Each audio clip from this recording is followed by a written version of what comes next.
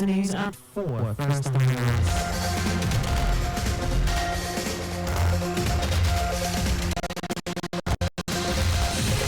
The Government, Commonwealth, Enterprise and Investment Council signed a memorandum of understanding to deepen trade opportunities. Federal government reveals plans to add 150 megawatts to the national grid before year's end. On the 14th, United States President Joe Biden issues 39 presidential pardons, commutes 1,500 sentences, and in sports world football governing body FIFA confirms June 24, 2027 as kickoff date of the Women's World Cup. And now the details. I am Akan Usen.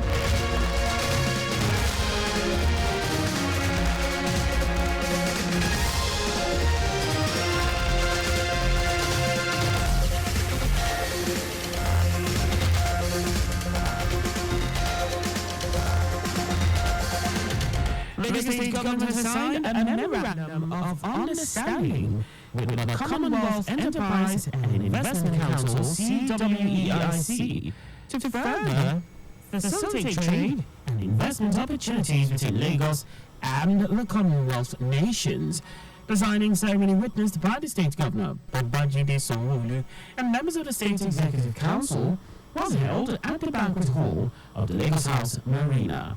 Speaking at the event, Commissioner for Commerce, Cooperatives, Trade and Investment for Lashade Ambrose Meribem described the ceremony as momentous, which underscores the progressive vision of Lagos administration and the unwavering commitment to partnerships that drive inclusive growth, innovation and sustainable development. Describing Lagos as a gateway to the vast potential of Africa, the Commissioner stated that the deepening of ties with the Commonwealth will not only advance Lagos's interests, but also contribute to the broader vision of shared prosperity across member nations. Chief Executive, Commonwealth Enterprise and Investment Council Rosie Glazebrook described the MOU as a recognition of the state's huge economic opportunities and very crucial in the quest to accelerate trade and investment opportunities among member nations. Governor Sanwo-Olu thereafter received the certificate of the MOU from the CEO, CWEIC. Lagos State Head of Service Board Diagoro has emphasized the importance of the service charter as it reflects the commitment of public servants to excellence, accountability and transparency.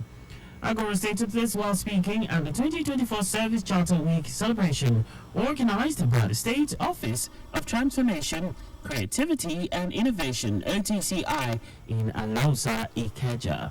The head of service was represented by the Director General, Office of Transformation, Creativity and Innovation, Toyi Anjus Abemuyiwa, said the gathering was not merely a celebration of achievements, but a reaffirmation of a dedication to the principles that form the foundation of the state civil service.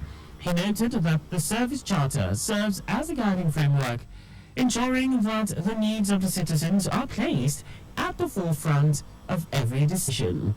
Agora urged public servants to embrace and foster a culture where innovation flourishes and all civil servants empowered to make meaningful impact.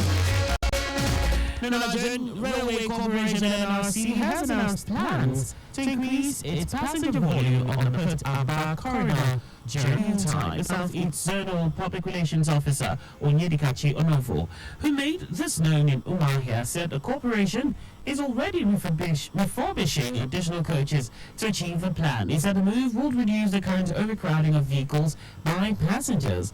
Onovo said with this plan, the Port Harcourt-Aba train, which takes between 500 and 900 passengers per trip, will be able to convey about 1,000 passengers per trip. He added that following assurances by the Transport Ministry, the Aba Umuahia track will soon be completed. Now to the rest of the stories. Minister of Power Adebayo Adelabu says Nigeria is on track to add 150 megawatts to the national grid before the end of 2024. Adelabu said this while briefing State House correspondents after a closed-door meeting with German President Frank-Walter Steinmeier and President Bola Tinubu at the presidential villa in Abuja. According to him, the upgrade will be made due to the successful completion of the pilot phase of the Presidential Power Initiative, PPI. The minister's comment came at a time when the national grid collapsed for the 12th time in a year, plunging millions of homes into darkness.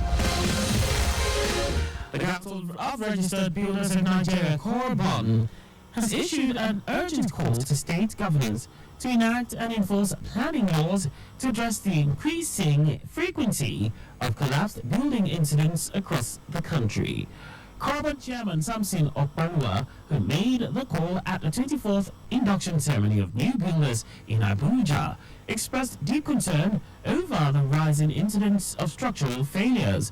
Okpanwa revealed that Corbon is actively engaging with state governors to ensure the enactment and enforcement of state planning laws, particularly those governing building codes and standards. He stressed that collaboration across all sectors is crucial to addressing these tragedies. Abia State Government has launched a digital skills training program for youth in Iselengwa North and Iselengwa South local government areas of the state. Commissioner for Schools and Youth Development, Wabilu Ananaba, said the initiative aims to train 1,500 young people in various areas of digital skills. He stated that the training has already commenced in Aba for participants from Abia South, while the program for Abia North will follow shortly. Highlighting the importance of digital skills in the 21st century, Ananaba stressed that the program is designed to empower young people with knowledge that will create opportunities and enable them to succeed. And now to foreign news. United States President Joe Biden has issued presidential pardons to 39 Americans convicted of non-violent crimes and commuted the sentences of nearly 1,500 other people. The White House described it as the most acts of presidential clemency issued in a single day, but has not given the names of the people involved. The U.S. Constitution decrees that a president has the broad power to grant reprieves and pardons for offenses against the United States, except in cases of impeachment. Earlier this month, Biden issued a controversial pardon to his son Hunter, which continued a recent trend of presidents pardoning people close to them. Now, sports. World Football Governing Body FIFA has announced that the 2027 edition of the Women's World Cup will take place in Brazil between June 24 and July 25. The 32-team tournament, the first edition of the Women's World Championship to be held in South America, will follow the same slot allocation for confederations as the 2023 editions, with 11 teams from European body UEFA qualifying directly. Asia's AFC will have 6 direct slots, and Africa's CAF and North America's CONCACAF 4 each, while South America's CONMEBOL will have 3 and Oceania's OFC will have 1. The 3 remaining slots will be determined through a 10-team playoff tournament played in 2 phases between November 2026 and February 2027. Brazil, who won the hosting rights in May, will stage the tournament between 12 and 10 and between 10 and 12 venues, many of which were used during the 2014 Men's World Cup. That's all for the news. At 4, maintain adequate distance from the vehicle ahead of you to avoid collision. You can follow us and like all our various social media platforms. On X at Traffic Radio 961, Facebook Lagos Traffic Radio 96.1 FM, Instagram Lagos Traffic Radio 961. On YouTube, subscribe and watch us live on our channel Traffic Radio 961. You can also visit our website on www.trafficradio961.ng. Did you know that the Sanwo-Olu administration train 150 small-scale business owners in digital marketing? You can get more details on the Lagos State Government website. To end the news, here are the highlights of the major stories. Lagos State government has signed a memorandum of understanding with the Commonwealth Enterprise and Investment Council (CWEIC) to further facilitate trade and investment opportunities between Lagos and the Commonwealth nations. Mr. Pa Adebayo Adelabu has stated that Nigeria is on track to add 150 megawatts to the national grid before the end of 2024. He also told you that United States President Joe Biden has issued presidential pardons to 39 Americans convicted of non-violent crimes and commuted the sentences of nearly 1,500 other people. And in sport, World Football Governing Body FIFA has announced that the 2027 edition of the Women's World Cup will take place in Brazil between June 24 and July 25. For contact with the newsroom, please send a message to info@trafficradio961.ng. And that ends the news broadcast compiled by Abiola Fagbolagun.